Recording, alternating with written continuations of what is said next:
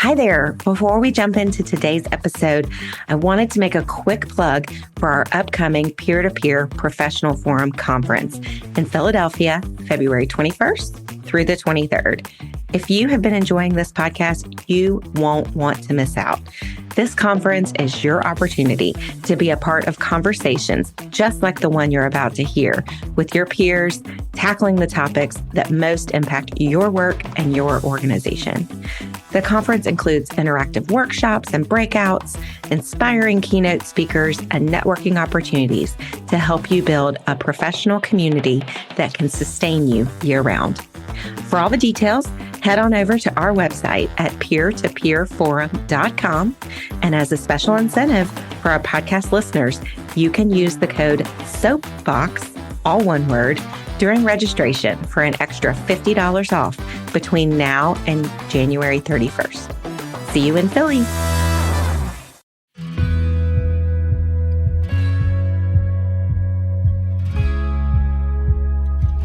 Hi, everyone. I'm Marcie Maxwell, your P2P BFF and host of the P2P Soap Box podcast. Welcome back for another episode. Today, we are tackling a topic that isn't always comfortable to talk about, yet critical nonetheless. Like so many communities and corporations, leading nonprofit organizations are undertaking the long overdue and challenging task of scrutinizing their operational strategies through the lens of justice, equity, diversity, and inclusion, also known as JEDI. There are big questions still facing the nonprofit industry, particularly regarding racial equity and its intersection with the missions we champion, the positions we advocate, the donors we prioritize, and even the composition of our workforce. And our little corner of the world, peer-to-peer fundraising, is no different. Just by virtue of the democratic nature of P2P fundraising, our events and campaigns provide a really unique opportunity to translate these principles into action. They provide us the platform to unite individuals from diverse backgrounds around a common cause, a way to reflect our mission to the broader community, and allow us to dismantle barriers that might stop potential supporters from connecting with our missions. Helping us tackle this topic today is a true trailblazer in the sector, Deb Barge, who has led a variety of national fundraising initiatives for some of the country's largest nonprofits. Currently, Deb serves as the Chief Development Officer of Big Brothers Big Sisters of America, which is the largest and preeminent one-to-one mentoring organization in America. Big Brothers Big Sisters of America has more than 230 agencies serving more than 5,000 communities across all 50 states, all 100% free of charge to the families enrolled in the program. And September just happens to be National Big Brothers Big Sisters Month. With Deb's help, we'll shed light on how leading organizations are bringing JEDI principles to life within their peer-to-peer events, as well as the role that staff and volunteers can play in creating an inclusive environment. So let's dig into this important conversation with Big Brothers Big Sisters of America's Deb Barge.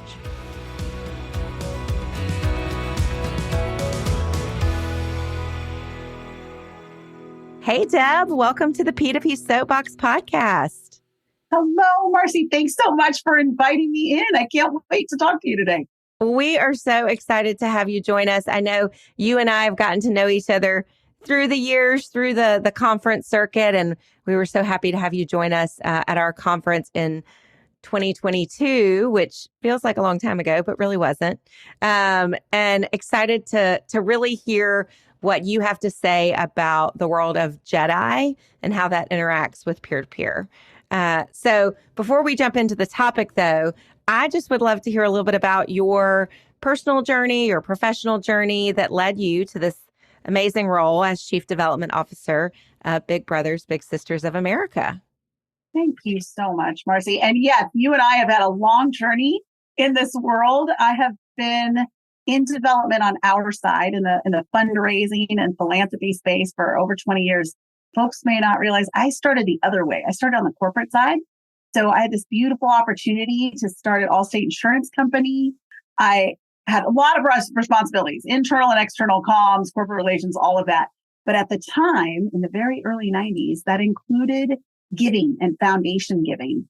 And it was my chance to sit on the other side. We really review all these applications we give in, think about the opportunities that nonprofits were bringing forward and how it aligned to our business strategies. And when I left there, after being there for 5 years, I went to a nonprofit, a direct service organization that worked in Seattle, serving the homeless population. And it gave me this aha. I thought I was going into communications and nonprofit, and surprise, I didn't know I was a fundraiser. I had no clue. Yeah. I think that happens to a lot of us. A lot of us in this industry, I feel like, are accidental fundraisers. I'm an accidental fundraiser for sure. And it just never stopped from there. Like very quickly after that first year in that organization realized, oh, I should be raising money. This is where my brain is happiest. It's where my heart intersects with this work. And I started a wonderful journey that led me to various causes. Almost unintentionally, I went from this great direct service org to another direct service org, serving youth in the local community, and then very quickly started working on more regional and national partnerships that happened to be in the health space. So I, like many of us in nonprofit, especially many of us in peer-to-peer, were in health charities. So I was working with a lot of health organizations as a consultant. And for all of us that know, we had this need all the time for gap staff.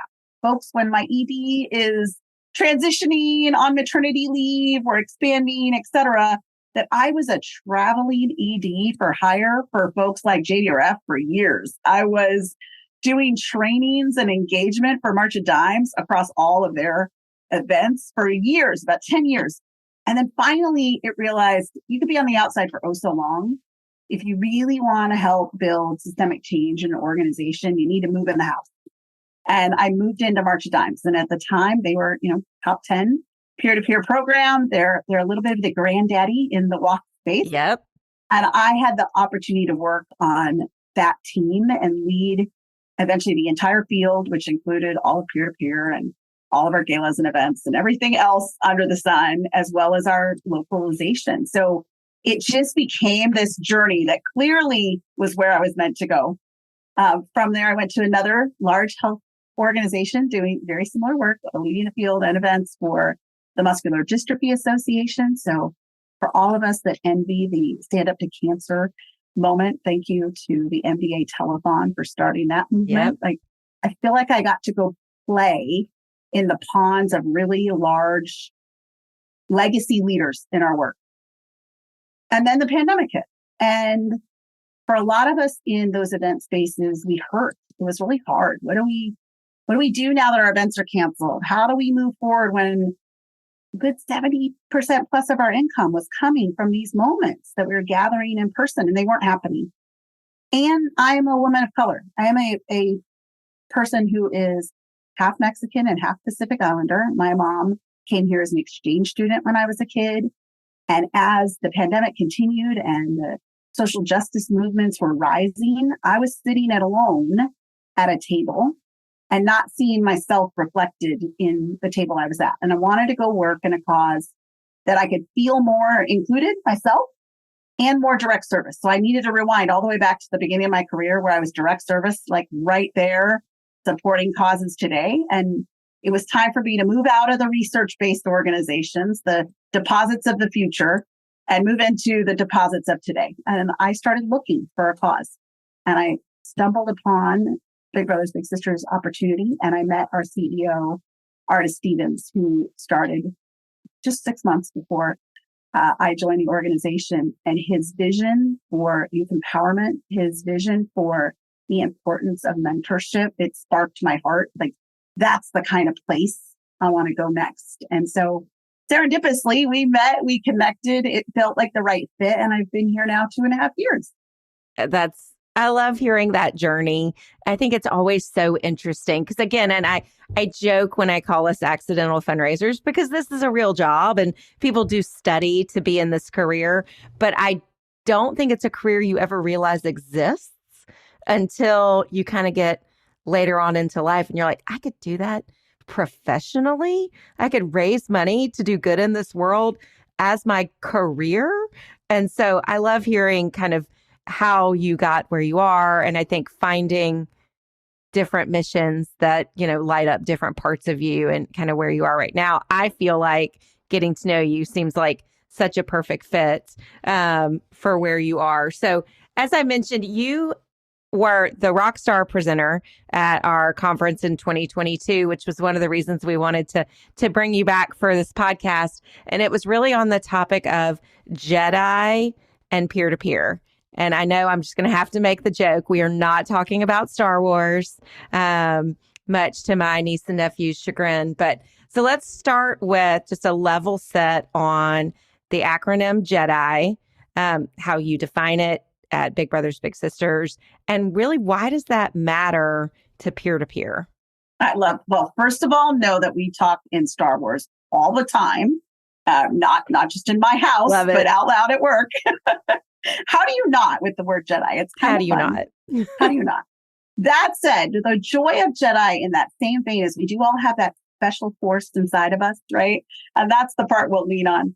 What for many of us, and having just come, like I shared from an organization like MBA that was really in the accessibility space, for some of us, we call it IDEA, and others of us call it JEDI. And in the corporate space, you might just hear it as DEI. And it's really for us, it's justice, equity, diversity, and inclusion. Now, it became very of the moment to talk about JEDI during the pandemic and during the social justice rise. But for us, it's a little different. Big Brothers Big Sisters was founded as an innovative solution for young people from going into a path in the juvenile justice system. So in 1904, a wonderful county clerk said, hold on a minute, there's a lot of kids coming through here. What's going on? Why are kids coming into the justice system? Why isn't there something else happening to prevent that? So as a preventative measure, he helped to found Big Brothers and then eventually merged to Big Sisters in the organization that we are today. It was really about how do we bring opportunity to young people by bringing diverse communities together to create equitable access to opportunities that both further your economic environment, your educational environment, your social capital, and ensure that young people from all walks of life are included at those tables from very young in age all the way through adulthood, as these mentoring relationships would last far beyond just your adolescence. So really for us, JEDI was how we were founded. It just became something everyone talked about over the last few years in a way that made sense across many missions. And just like I shared earlier, for many of our accessibility organizations and organizations that represent all abilities and all types, IDEA has been around for just as long. All those folks that have advocated for accessibility for folks who have both physical and unseen disabilities, they've been at this so much longer than so many other organizations that all of us stand on the shoulders of these longtime heroes in this work. Well, and I think that's exactly, there's this long-standing connection. And I know you've shared some stories about how you've seen the principles of JEDI play out in the world of peer-to-peer in your walks, your runs, your rides. What are some of those, real tangible, concrete examples that you've seen? I love this conversation. We had the chance, Marcie, as you mentioned, to connect at peer-to-peer in 2022, which was, by the way, it was like coming home celebration. You all were bold to be the first to bring people back together in a big ballroom. So first of all, kudos to all of you for breaking that. That was huge. Oh my gosh. And it gave us all a chance to talk about JEDI in person because boy, this topic can be uncomfortable. It was empowering to stand alongside everyone in the room and put a mirror in front of ourselves and talk about what are we doing great and where do we have opportunity. And that it's not new, right? So just to your example, we haven't, in peer-to-peer, we've been doing this a long time. We just didn't label it JEDI or IDEA before, but we should celebrate the things we have done. Let's think about, and I'm going to lean on an old house at the Marcie Dimes, who since the 70s had the Divine Nine very intentionally engaged in what at the time was Walk America and became March for Babies. But why? why was actually really authentic. And it's an example of why we know that authenticity matters in our JEDI and idea space. In our country, the number of women who are Black or brown and have issues with birth and die from giving childbirth are exponentially higher. Black women are 2 times as likely to die in childbirth than Caucasian women. And brown women like myself, we sit right in the middle of that. So this partnership with the Divine Nine was intentional. This is a community we should serve. This is a community that needs awareness building and support through the maternal journey. So it wasn't just about, wow, we'd love to have them come in and fundraise. No, this is a community that has mission alignment. Let's bring them into our movement. And at the time, Walk America was one of the most outward movement pieces for the mission. So it's one of like, wow, that makes so much sense, right? What an easy connection. Those are the most authentic. And you and I have talked about some others that are just as authentic like that in St. Jude, who from the very beginning has been inclusive in the Hispanic community more than some others and much earlier than others for that same reason, really understanding who their core recipients were, who the audience is that's being engaged in their services. I always have looked at it as, stemming from your, constituent population in terms of who you serve and taking a look at your peer-to-peer population and going, is there any correlation here? It's not a one-to-one, but if you have a very diverse constituent population that you're serving, either it's treatment or, again, leaning on a previous house, you're granting wishes to, but you go to an event and it does not at all represent that community, it's a problem and an opportunity, right? It's a problem that you are not maybe having the same level of outreach, but it's this huge opportunity to bring people in, not only for fundraising, because exactly what you said with March Dimes, it's not just about saying, here's an audience we haven't tapped yet who can raise money for us. It's here's an audience that needs to know our mission, who is benefiting from our mission, and we need to engage them with that. And then the fundraising often can come from that. So that's right. An opportunity on both sides. What about at MDA? I know, and then I want to talk about, we're going to keep talking about Big Brothers, Big Sisters too, but I know expressly with that organization and then having an event that's labeled a walk, where the reality is not every child has that ability to walk. Can you talk a little bit about some of the things y'all did there?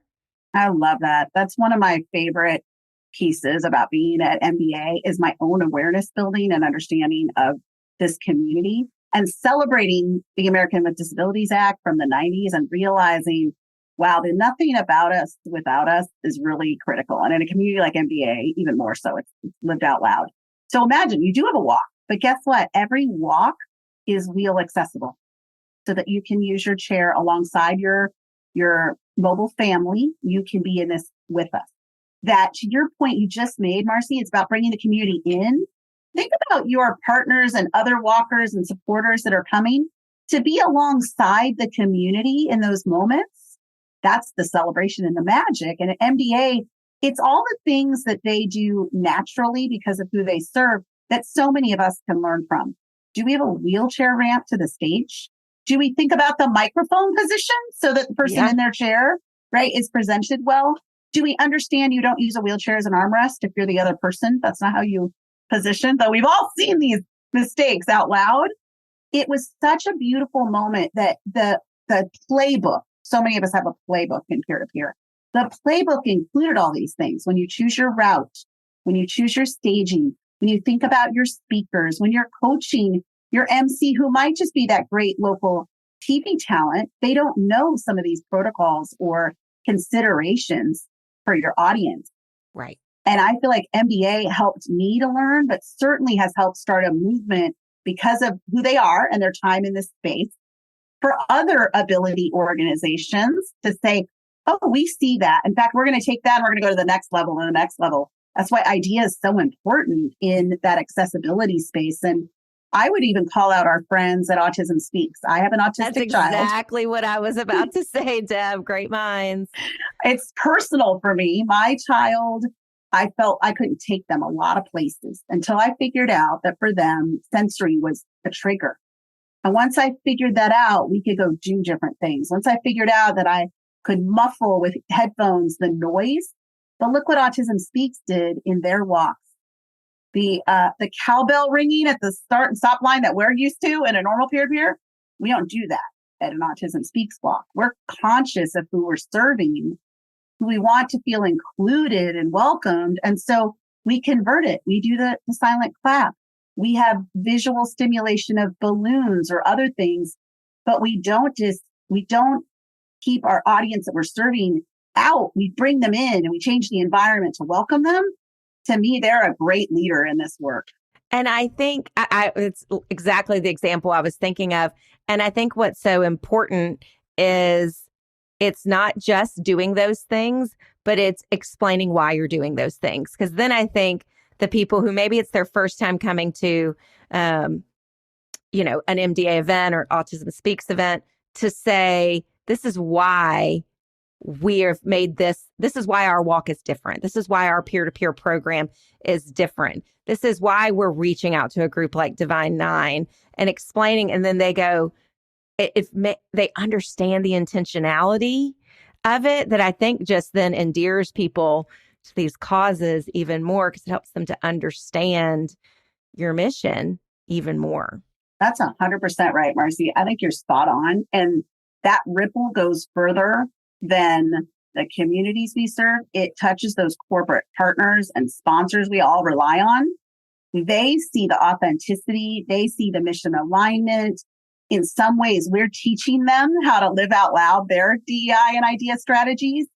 And that's a beautiful thing that we in cause and purpose and social change, we get to be the leaders at the front of the parade on some of this. As you said, you spoke at the conference and you talked about it's an uncomfortable sometimes conversation. And that room, despite our efforts to create a really diverse community, it's still a very white, female, I'll say women of a certain age. I'm not gonna call us all out on our ages, but it seems like there is this desire to diversify that is not happening in the staff level at the same point, or not that there's not a desire, but it's just not coming to fruition. And it feels like the organizations that have the greatest success in creating those truly diverse and inclusive programs are the ones that start with their employee base. It even sounds like part of your career, looking for an organization that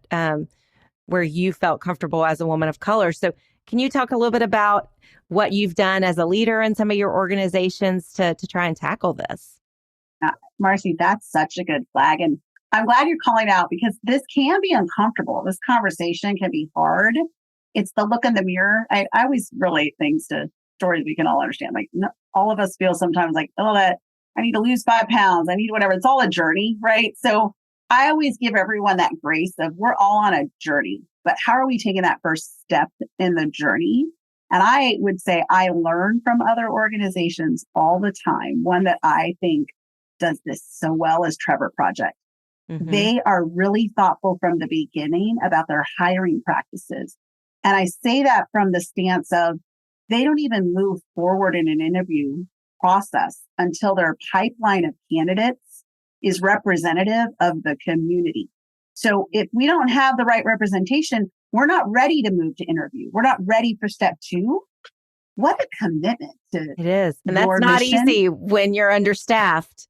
It's not easy at all to stick to those principles. That's right. I'm so proud of that. Yeah. At MBA, they were very proactive as an organization of hiring people within the community. Mm-hmm. And that meant, guess what? Your office looks different. Yep. Your hours look different. Your breaks need to look different. Your time between meetings needs to look different. Because remember, when you were in person, how long it takes for someone in a chair to get from point A to point B in a building that's not as accommodating or a campus that is not. These accommodations are important in how we change the pace of work. And they're great. And then in addition to that, we talked about my friends at Marcie, but also my current organization. When we speak about our JEDI experience, I get to play a role in that, but I am not the head of the JEDI community. I am not the right person to be the liaison to our Divine Nine relationships. Right. I might be the right person to partner with our Lambda relationship. It's our Hispanic fraternity, but I don't fit in certain places. Are we representing those various organizations, their communities in a meaningful way and authentically? And I give Marcia Dimes this credit for a woman named Gwen Carmen, who led the Divine Nine relationships for years because she was of the community. She was a member of one of the sororities. She could speak the language. She lived and grew up in that experience, very different than I can. Our CEO today is an Alpha. He gets to talk with his brothers in Alpha differently than I get to engage with them. I get to support. And we all have to be okay that sometimes we're the back seat in some of these places. And to your point, we got to be patient in how we bring the right employee along for the right body of work. Sometimes they're a new person, and sometimes they're from a supporting team. That this is those chances where a smart organization does stretch assignments, pulls folks in from around. Maybe your HR person is going to take a role now in your peer-to-peer work because they are actually the right person in this environment. Yep. And I think it's so interesting that you use the example of fraternities and sororities, because that was exactly kind of in the early days of, we're going to hire a more diverse staff. I can remember there being some pushback, people being like, we're just people. We're just talking about a mission. Why can't you send Marcie, at the time, the 24-year-old white girl, to go into the, predominantly Black church that wants to do a fundraiser for us? And I had a leader at the time, and he was like, think about the world of fraternity and sororities, going into that, knowing the lingo, knowing the rules of the game, knowing the hierarchy, knowing the overall sense of camaraderie. It's going to be a lot easier to walk into a sorority if you were in a sorority, or walk into an alumni event for a college if you went to that college. And it was making that connection to say, that's why it's important. The same way that would be meaningful to someone from the community, it's the exact same thing. Why we want to hire somebody who can then go into a community that we are looking to more deeply engage with, hire somebody from that community. And I think it was a great example in the early days for people to say, oh, okay, I get it. It's not just, yes, technically anybody can do it, but are they going to do it well? Is that the right approach? And I think starting with staff, it's always been my thought. And I don't know all the ways that we can continue to diversify in the peer-to-peer space. It's something that concerns me and is something I want to figure out. So if we got any listeners that have the magic answers, we would welcome that part of the conversation. 100%. It is all within, right? You and I have talked about this extensively. It starts within. And I just want to put an exclamation point, because you said a few things and I said a few things. We are not speaking race. We are talking, when we talk about JEDI, it's gender. Like if we're in a women's cause, you better have some women. Doesn't mean you don't also have male allies, but you better have both. If you're a cause like Trevor, LGBTQ+, you better be representative of the community. If you're an MDA, you better have folks within the muscular dystrophy and ALS community. This isn't about just the color of my skin. It is my experience. It's my lived experience that we're trying to bring to the table in our workforce, and creating the environment where it's comfortable for your workforce to bring that forward. You may have these people that work for you today, but if your inner circle inside your culture has not made it comfortable for them to surface that, you might be missing some great folks that are already on your team that could be an ally in this work. Yeah. Or your frontline fundraisers all look a certain way and are of a certain ilk. Your organization might be very diverse, but if your front lines aren't, that's where there can be a challenge. So let's talk. I want to get more into the world of Big Brothers, Big Sisters. So again, you've come from a lot of legacy peer-to-peer programs. So can you tell us a little bit about peer-to-peer at Big Brothers, Big Sisters? How is that a part of your strategy for growth at the organization? I love this question, because Big Brothers, Big Sisters I think, did so many things right when they launched their nationwide peer-to-peer program, which is Bold for Kids' Sake. And it's a bowling event, right? Go to a bowling alley. But why it was chosen was not so much about, hey, we can raise lots of money in peer-to-peer. That wasn't it. It was an inclusive activity that bigs and littles could do together. So when you think about what we've just talked about, how do you bring the community in? How do you bring those you serve in? The entire model was, this is an activity kids in all communities can do together with their big. It's a connector, and it's a chance to invite others in, your corporate friends, the wider community, new partners and constituents, and for that matter, youth or bigs that are not sure yet. Maybe they haven't been matched. This is a great get to know you. Sure, it happens to raise money as well, but that wasn't the intention at first. It was, this is inclusive and all folks can equitably be joining and not have it feel performative or in some ways pity-based. This was fantastic. And so like others, though, we took the same hit others have taken. Events took a hard hit over the last few years. And I would say that our agencies are rebuilding. Some are finding Bold for Kids' Sake is still strong as ever and a great peer-to-peer. Others are finding it's evolved more into a community build event. And maybe the fundraising isn't as strong as they'd hoped. They're still recovering out of the last few years. But what it has given way for is what's next. It's all right, here's what we know, we've learned, now what's next? And here's what this mission is armed with, that we talk about this all the time as an industry in peer-to-peer. Who are your most powerful folks are your advocates, those people that are out there talking about your mission. So for every young person served in this mission, there is a volunteer mentor that is there. We all know the stats, right? Volunteers give more to the causes that they spend their time with. We have a built-in audience of volunteers that we're now looking at. How do we offer them the chance to do their peer-to-peer fundraising in a way that feels rewarding and empowering and respectful of the relationship they have with their young person, but in a way that meets them? So a lot more of that DIY. Where does it meet you? And we have agencies that are doing scavenger hunts because that now feels like the peer-to-peer way for their bigs. These volunteers feel really excited about it. And that's what I think is so great, is the innovation coming out of a network that you get to have. We all know this. I think in your and I world, we used to always say that best things come out of the field. The same thing here at Big Brothers Big Sisters. The best ideas come from our agencies, and those agencies that listen to their mentors and their youth and let them lead on what's next are the ones we're seeing having the best success.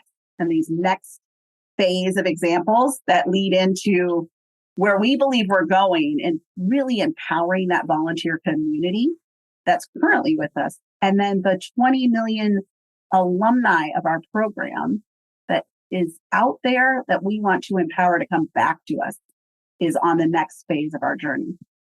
So speaking of the next phase, so we're recording this in early September, which just happens to be National Big Brothers Big Sisters Month.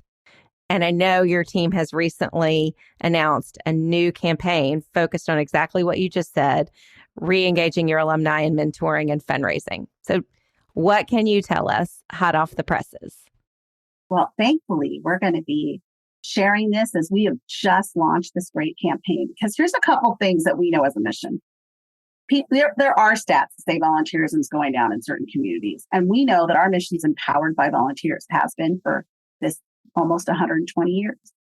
In order for us to help find new volunteers to meet the demand, the current 30,000 kids that are waiting for a mentor, we need to take away some of this mystery behind being a mentor. The burden of mentorship, as we say, feels like a lot. Like, oh, that sounds hard.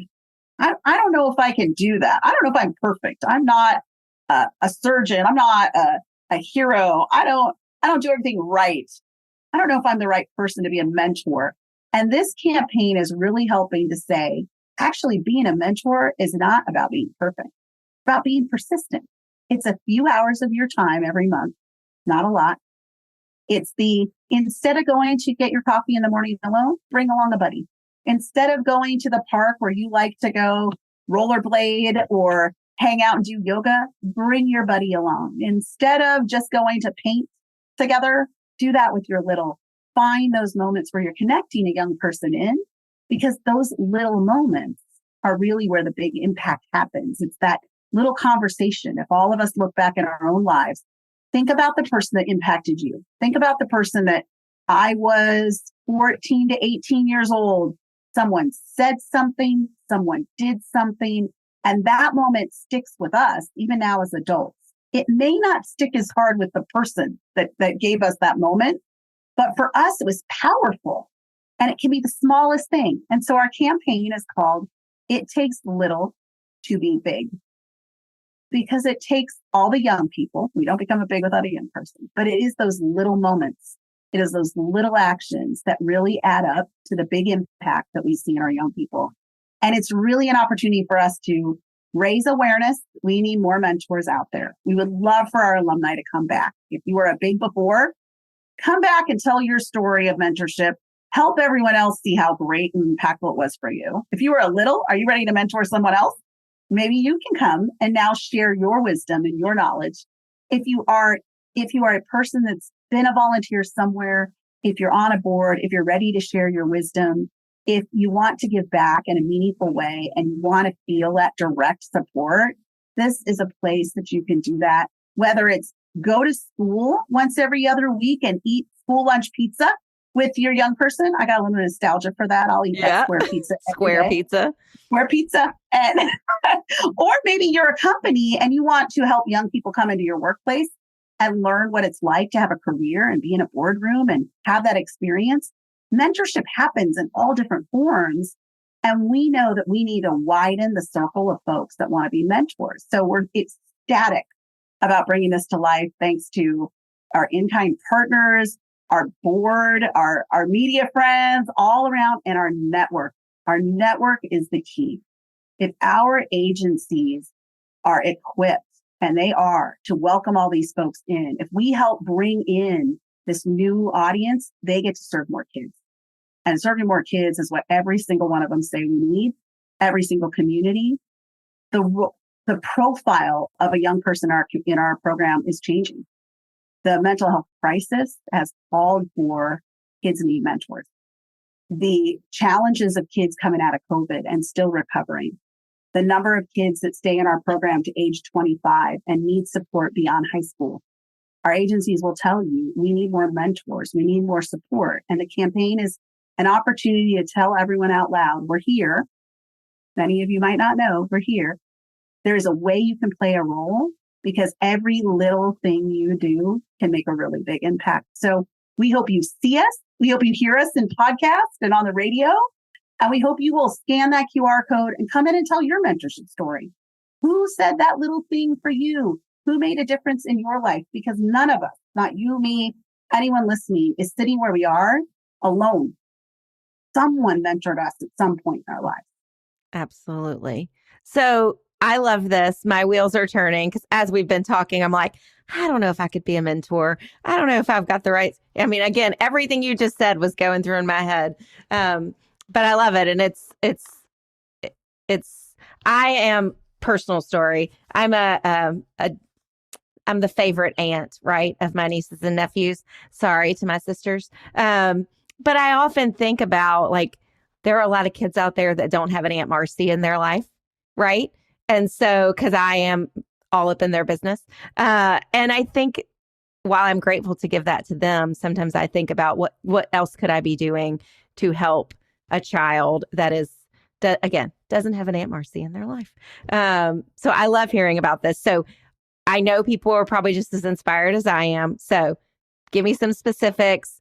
Where can people learn about Big Brothers, Big Sisters of America, whether it's social, your website?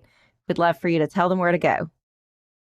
I love that. We would encourage you, please follow us in social. We're typically BBBSA, which is Big Brothers, Big Sisters of America. So BBBSA in every channel. So your LinkedIn's, your TikToks, your Instagrams, and your Facebooks, which is fantastic. We're really excited about our brand campaign that's launched for September. And alongside our strategic plan, it will last for several years. So bebignow.org, as well as bbbs.org.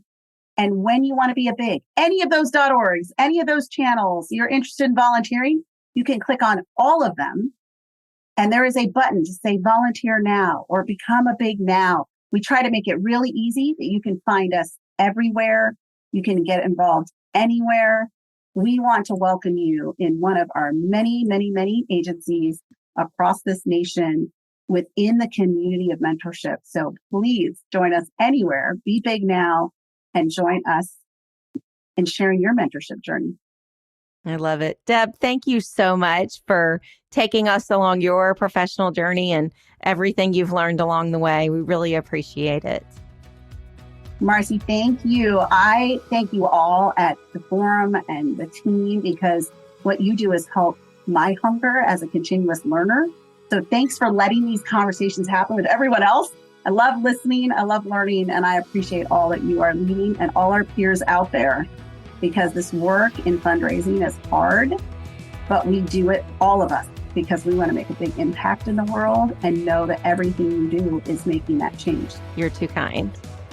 So thank you for listening today, and we'll see you on the next episode. The P2P Soap Box is produced in partnership with True Story FM. Engineering by Pete Wright. Music this week is by Russo. If your podcast app allows ratings and reviews, we hope you'll consider doing just that for our show. But the best thing that you can do to support the P2P Soap Box is simply to share the show with a friend or colleague. Thank you for listening.